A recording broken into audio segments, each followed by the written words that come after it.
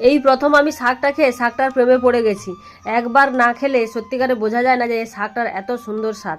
কড়াইটা গরম হতে প্রথমে 5 ফোড়ন দিয়েছি, তারপর কয়েকটা ছোট ছোট চিংড়ি মাছ দিয়েছি, পেঁয়াজ কোচানো, লঙ্কা কোচানো দিয়ে এইটাকে ভালো করে এখন ভাজতে থাকবো।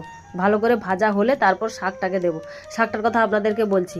আর ওই চচ্চড়িটা রান্নার ক্ষেত্রে চিংড়ি মাছ না হলেও চলবে, এমনি পেঁয়াজ আর কাঁচা লঙ্কা, সর্ষে বাটা, জিরে বাটা হলেই হবে। নুন হলুদ তো আছেই। তারপর হলুদ দিয়ে দিচ্ছি, দিয়ে ভালো করে আর একটু ভেজে নেব। ভাজার পরে আমি শাকটাকে তুলছি।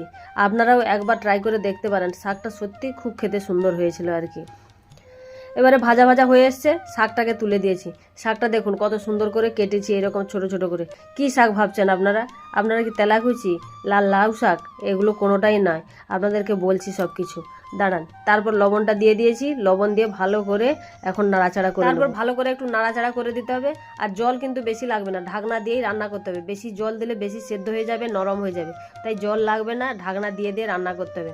শাকটাই যে আমার মা কাটছে কত সুন্দর করে, দেখুন এইরকম করে ছালগুলো তুলে দিতে হবে শাকটা। এই শাকটার নাম কি বলুন তো? ধুন্দুল, যেটাকে আমরা বলি নোনা শাক, মানে গায়ে যে ঘষা হয় ওই যে পুরু ছাল, ওই ছালিটার যে শাকগুলো হয় নরম নরম গাছের, ওই ধুন্দুল বলে, কেউ কেউ বলে নোনা, এইসব। তারপর তো দিয়ে দিচ্ছি সর্ষে আর জিরে বাটা, দিয়ে এই রকম রান্নাটা হবে। খেতে অসাধারণ হয়েছে কিন্তু। যদি আপনাদের আমার ভিডিওগুলো ভালো লেগে থাকে তাহলে চ্যানেলটিকে সাবস্ক্রাইব করুন এবং লাইক কমেন্ট করে পাশে থাকুন।